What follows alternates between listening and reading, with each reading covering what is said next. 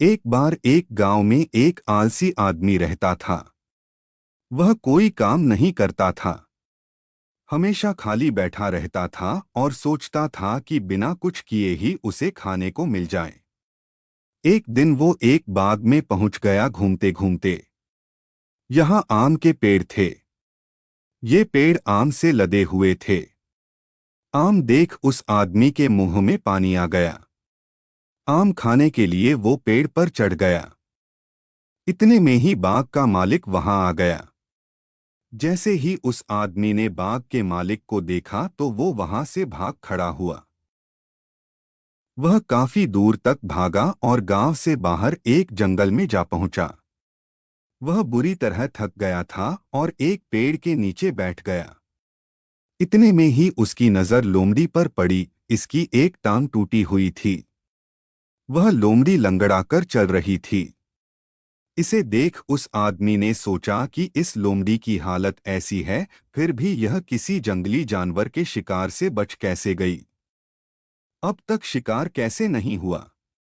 इसी सोच में वो पेड़ पर चढ़ गया और वहां बैठकर देखने लगा कि अब लोमड़ी के साथ आगे क्या होगा।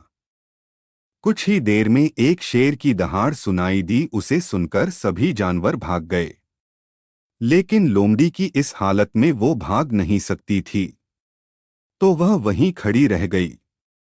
शेर लोमड़ी के पास आने लगा। उस आलसी आदमी ने सोचा कि अब तो यह शेर लोमड़ी को मारकर खा ही जाएगा, लेकिन ऐसा कुछ नहीं हुआ। लोमड़ी शेर के पास खड़ा हो गया। शेर के पास एक मांस का टुकड़ा था जिसे उसने लोमड़ी के सामने गिरा दिया। लोमड़ी ने उस टुकड़े को खाया और शेर वहां से चला गया। यह सब देख आदमी सोचने लगा कि भगवान सही में सर्वेसर्वा है। भगवान ने दुनिया में हर प्राणी के लिए कुछ न कुछ प्रबंध किया है। यह देख व्यक्ति अपने घर को वापस लौट आया। वह घर वापस आ गया और बिस्तर पर लेट गया। 2 से 3 दिन उसने इंतजार किया कि शायद भगवान उसके लिए कुछ खाना भेजेंगे, जिस तरह लोमड़ी के लिए भेजा था, लेकिन ऐसा नहीं हुआ। भूख के चलते उसकी हालत लगातार खराब होने लगी।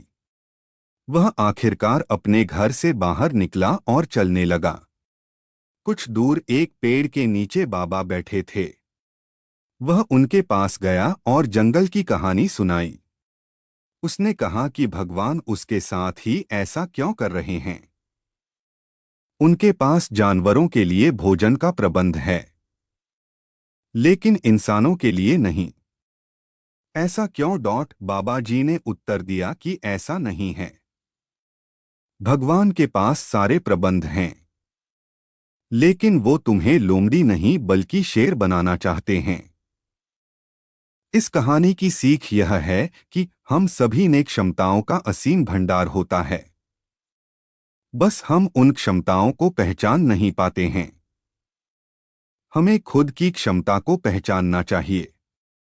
दूसरों की सहायता की प्रतीक्षा में वक्त जाया नहीं करना चाहिए। आप खुद को सक्षम बनाइए और दूसरों की सहायता करें।